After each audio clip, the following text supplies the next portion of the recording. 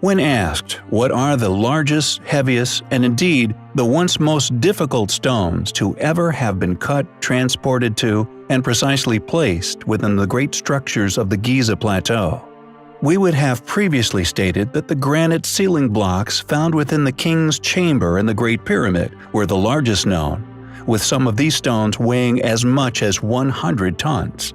However, it turns out that there exist many other stones upon this mysteriously created plateau, which far exceed the pyramid's inner megaliths. Unsurprisingly, these discoveries are rarely shared academically, or indeed to the many people who pay to visit the Giza Plateau each year. The Valley Temple is but one example of these other, less mentioned, marvelously enormous stones, 8 of which are still present within the structure's ruin, the largest of which still being roughly 3 by 3 by 6 meters in size. Furthermore, the same similarly sized stones can also be found within the Khafre Pyramid Causeway Temple. The structure is also rarely discussed or shared by Egyptologists or archaeologists alike. It seems that academics who fear a loss of funding from particular bodies tend to merely ignore that which they are confronted with, which they simply cannot explain. Again, the same enigmatic megalithic blocks can be found in the Causeway Temple of the Mycerinus Pyramid. One finds the same highly eroded, thus extremely ancient stones. It seems that these huge stones seemingly litter the Giza complex, and amazingly, they are successfully ignored merely due to their controversy. Yet the largest to be found anywhere upon this man-made plateau are to be found hidden in plain sight. Overlooked for many millennia, the still remaining foundation stones, upon which much of the east side of the Khafre Pyramid once stood, were not lifted into place, but were indeed transported to this location and precisely placed into position. These stones are so massive and so perfectly dropped into the surrounding landscape that thousands of people have walked right over them every year without ever realizing what they were standing on. Although the true depth and thus complete scale of the block is currently unknown, if it is of a cubic shape, it would appear to be roughly 3/4 the weight of the pregnant woman of Baalbek. She weighs around 1,001 tons, which would make our foundation stone anywhere from 500 to 750 tons in weight. Clearly, a controversial yet incredible discovery, one which takes our understandings of the sheer undertaking that was Giza, are still at an early stage. Nonetheless, such discoveries move us one step closer towards finally understanding just who could have built the Great Pyramid Complex of Egypt. There are many astonishing ancient structures located within India. Arguably, some of the most intricately detailed structures to be found anywhere on Earth. We have, in the past, covered a number of these structures, not only due to the astonishing detail displayed upon their stonework, but also many other compelling, enigmatic details that, to this day, remain unexplained. A personal recommendation for an alternative archaeological researcher of Indian ruins is Praveen Mohan over at Phenomenal Travel Videos. Yet, due to the countless ancient anomalies that can be found within India, we rarely step on each other's proverbial feet. For example, during my own personal research, I have not only found that many of the hillside temples, seemingly hewn from the bedrock of Earth, would, even to this day, be incredibly difficult to replicate, if not impossible. With some of the most astonishing, not only attached to religious belief and historical rumor to a mountain in the Himalayas, a factor we have also previously covered, with my personal observations, regardless of the fact that many locals pertain to it being an ancient pyramid, discovered noticeable evidence of the entire base of the mountain, once having been hewn into an artificial crescent. Also remains unclear is if the entire mountain is a man-made pyramid, disguised by the erosion of many millennia. The research team claimed, quote, "The stratum is horizontal with the layers of stone, slightly varying in color. The dividing lines show up clear and distinct, which gives the entire mountain the facade of having been built by giant hands of huge blocks of reddish stone." End quote. With the stone quarried out to create the astonishing temples, an accepted artistic masterpiece, just like Yongyu Cave in China, have never been found.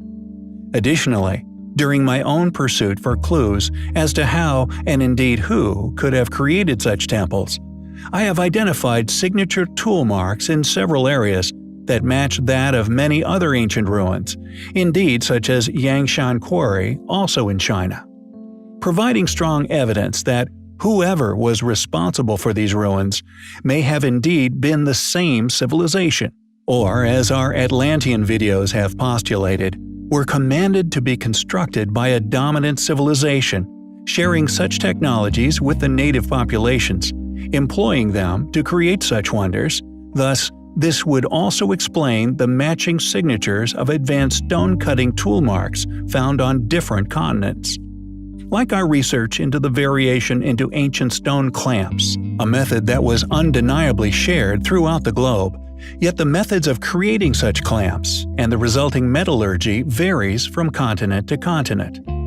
As we have previously stated on many occasions, whoever was responsible for these incredible ancient sites seemingly vanished at some point within antiquity, leaving many ancient quarries and temples unfinished.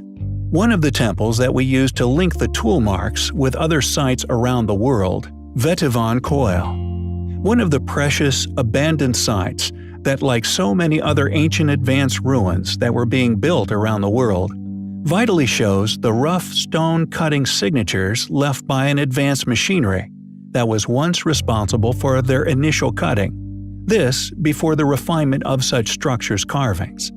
With many other sites in India that, due to their geographical positioning and thus protection from erosion, still possesses these same signature tool marks. However, the purpose of today's video is probably one of the most peculiar anomalies in India, and could be perceived by some as one of the most compelling pieces of evidence of advanced ancient machinery having once been responsible for these ancient structures. Known as the Tanjore Brihadiswarar Temple, which was supposedly constructed by the Cholas.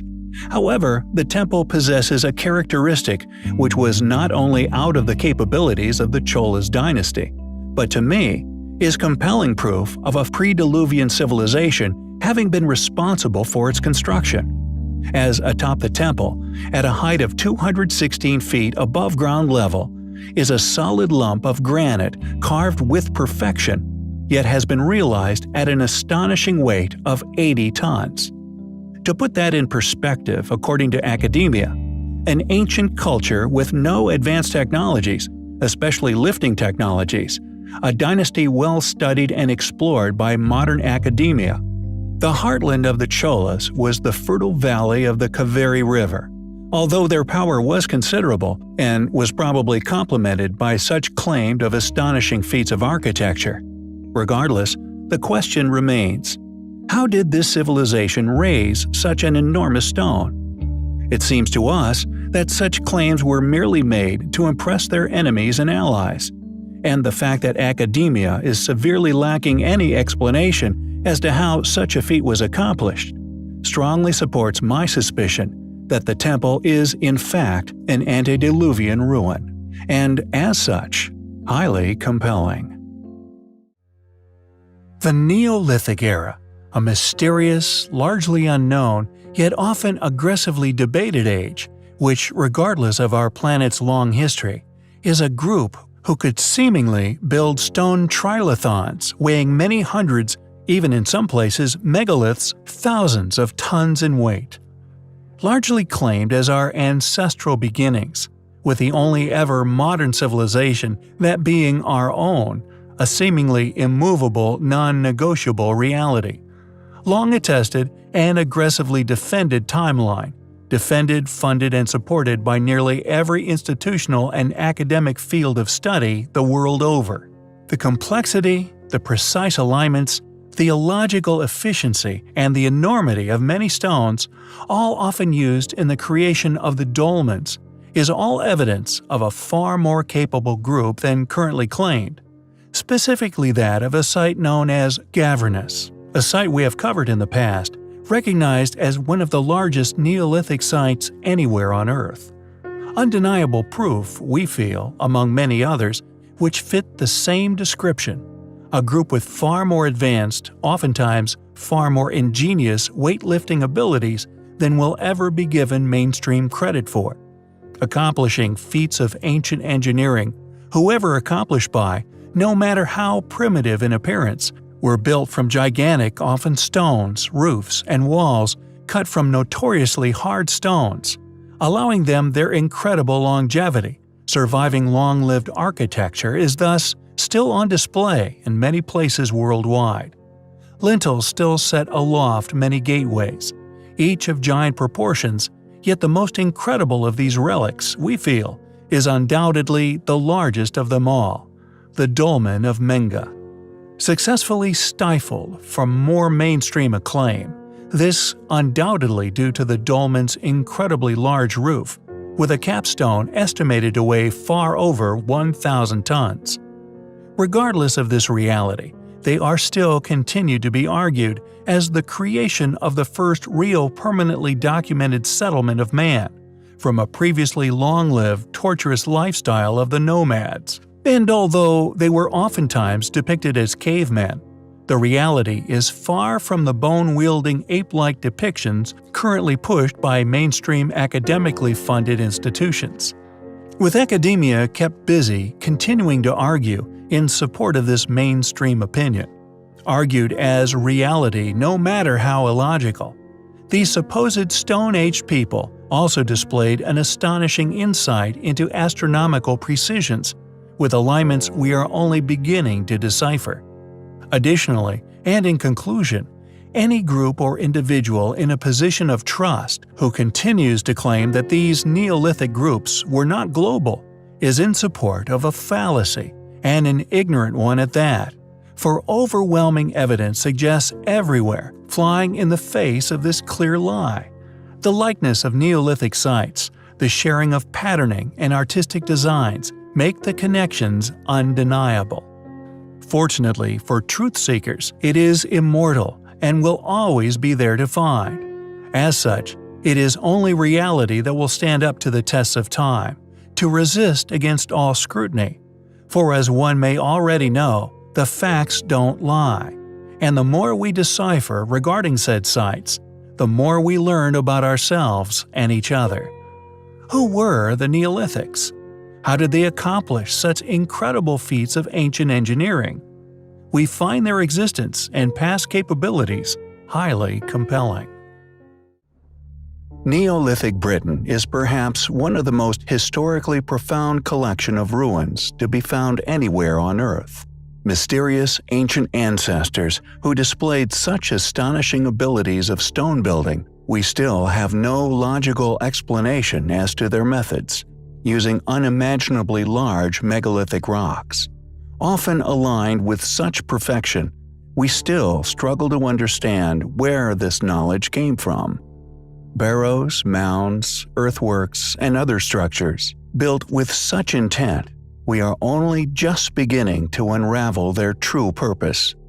We have previously covered a number of these astonishing structures, mostly focused upon the gigantic megalithic blocks within their construction, often concealed and protected under many tons of earth, that although, according to academia, were apparently constructed by primitive, flint-wielding ancestors, display such precise alignments focused upon the winter solstice that the mystery surrounding their true origin is waiting to be unraveled. However, the most astonishing of all are undoubtedly found upon mainland England.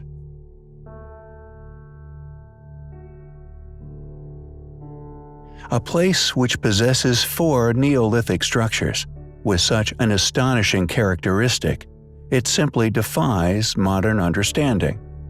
The first 2 structures within this astonishing ancient message being the West and East Kennet Long Barrows, enormous earthworks measuring at 350 feet long, 75 feet in width, and over 25 meters above ground level, with entrances guarded by standing stones over 12 feet in height, each of which many tons in weight.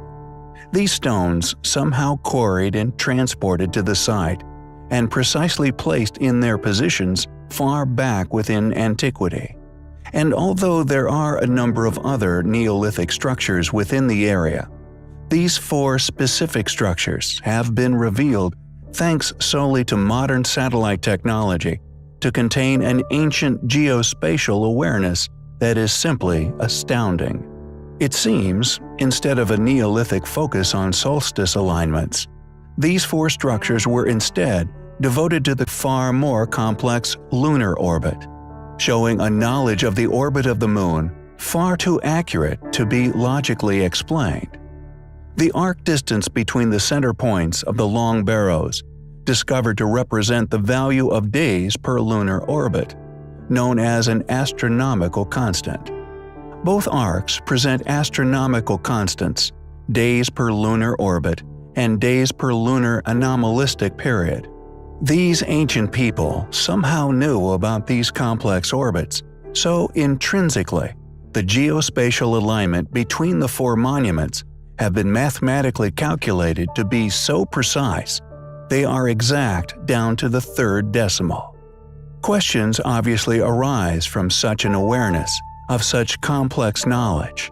For example, if these ancient people had such an intimate knowledge of astronomical precisions, why were they only capable of constructing such primitive structures which represent such accuracies? Secondly, if they were only capable of building such structures, who gave them this knowledge? Or indeed, where did it come from? Were they, as we have often postulated, a surviving remnant of a far more advanced civilization that experienced cataclysm upon our planet, retaining such knowledge at that time, yet had lost their technology, slowly leading to a loss of this information over several generations of primitive life? Regardless of our postulations, the complexity within these alignments is undeniable, astonishing, and undoubtedly evidence of the past existence of superior ancient knowledge, and as such, incredibly compelling.